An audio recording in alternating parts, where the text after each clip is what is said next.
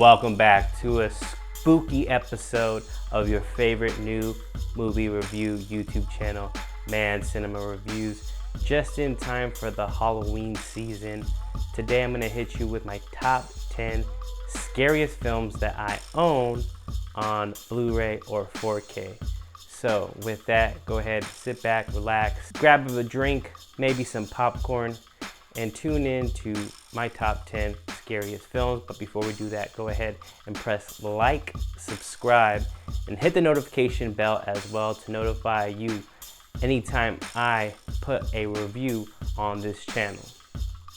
So today, we're gonna do things a little different. Just because Halloween is on Monday, I wanted some recommendations to hit to you this weekend during the Halloween season. So let's go ahead and start off with my top 10 list. Actually, before we do that, let me go ahead and give you some runner-ups, some ones that I thought were very close to making the cut, but I'd be remiss to say and not mention them. They're strewn against the wall, the display shelf, but we do have Carrie, Annihilation, we have The Quiet Place Part 1 and 2, Devil's Rejects, we also have It, Stir of Echoes, which is an underrated choice of mine, and also Us. I'm gonna hit you with the number 10, and this film is mixes science fiction and horror, but it is the 2002 Danny Boyle directed 28 Days Later. And with this Blu-ray cover, I like the cover art as well. It's very cool. But this was, again, back in the early 2000s, a post-apocalyptic world set in the UK. A man wakes up and now the world is infested with zombies after an outbreak. This was my introduction to Cillian Murphy. Cillian? But yeah, great actor. Naomi Harris as well.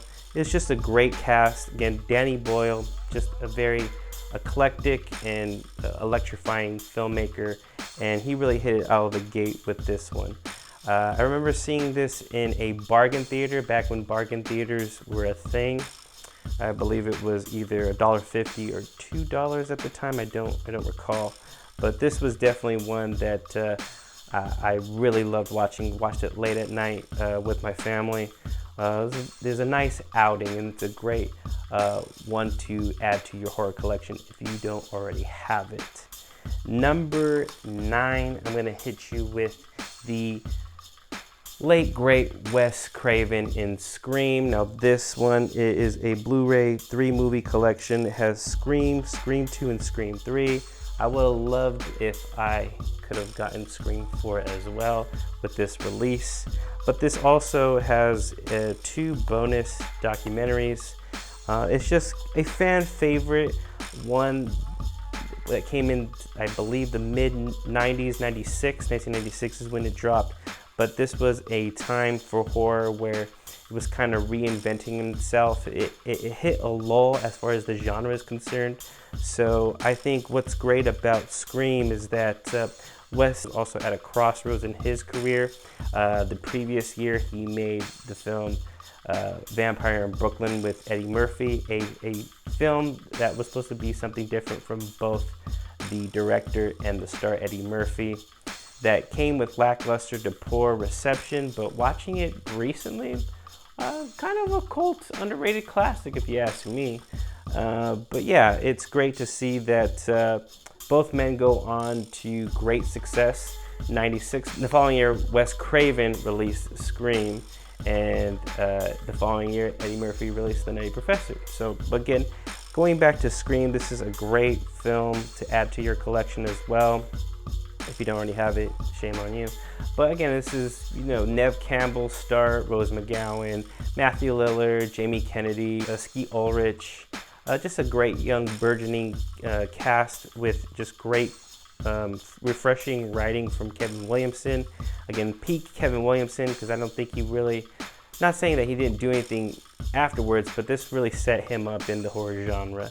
And again, Scream, Ghostface, I think after this film came out, Ghostface was a #1 for Halloween costumes going forward. In fact, to this day, also a great staple in the costume section at your local store. So again, number 9, Scream.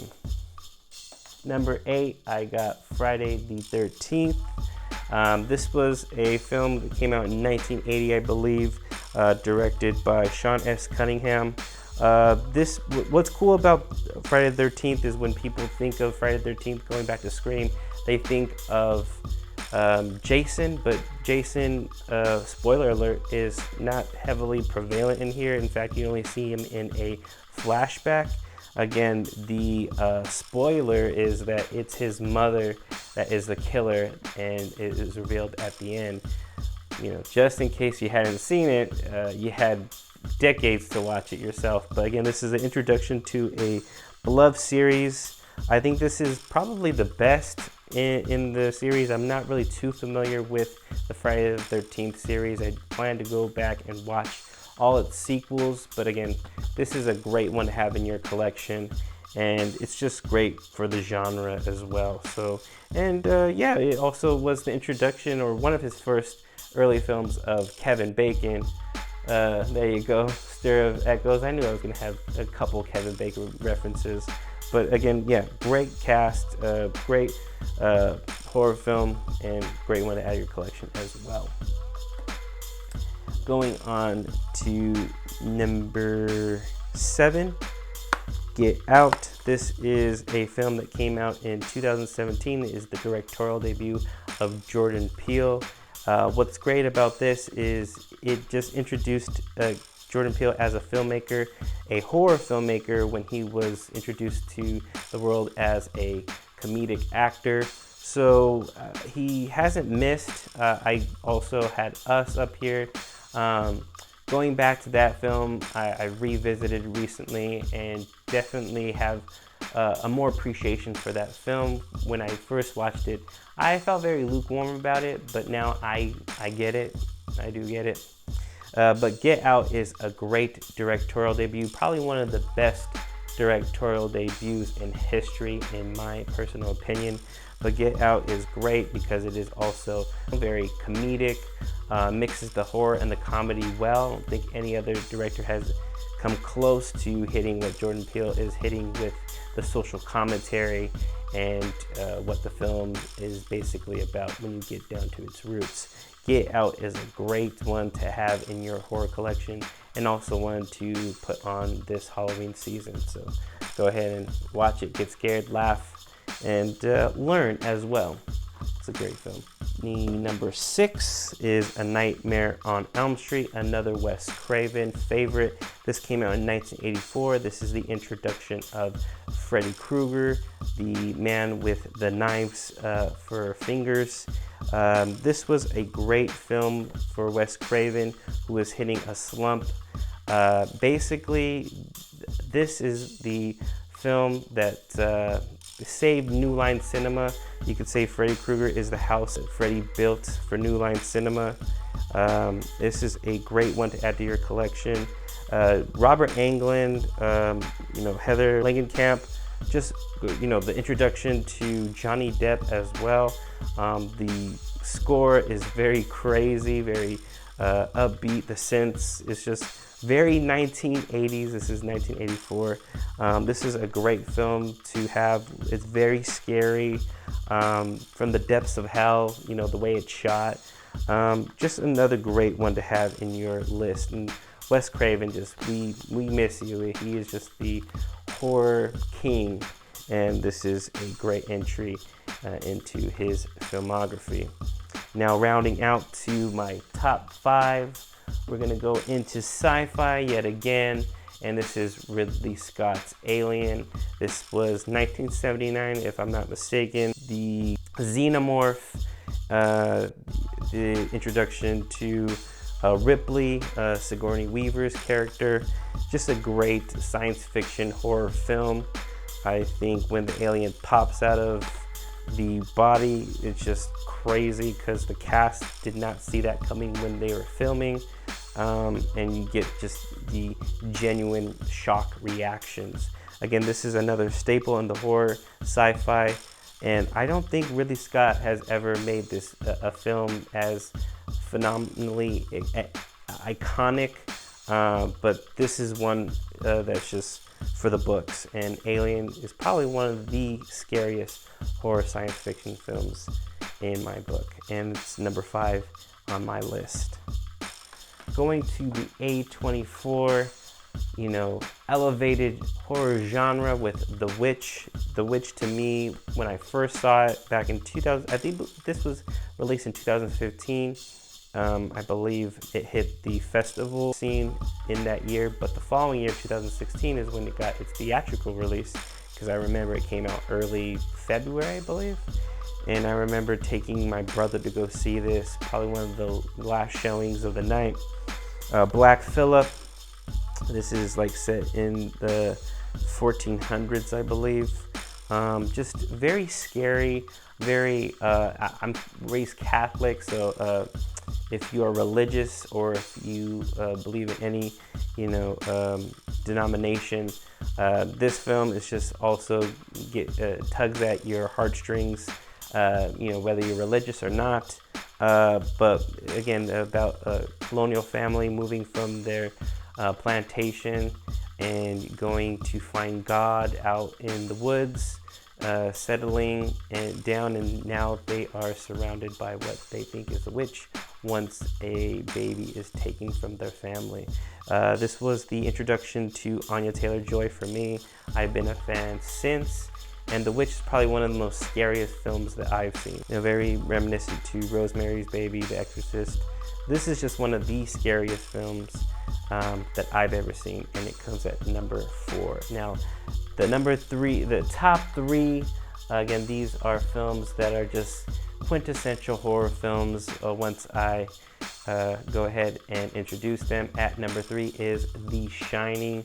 This is Stanley Kubrick's version of the Stephen King adaptation of the same name. Released in 1980, I believe. Jack Nicholson, Shelley Duvall, just great cast. Iconic for the scene, here's Johnny. Again, this was improvised by the crazy Jack Nicholson playing Jack Torrance. Just, a great horror character.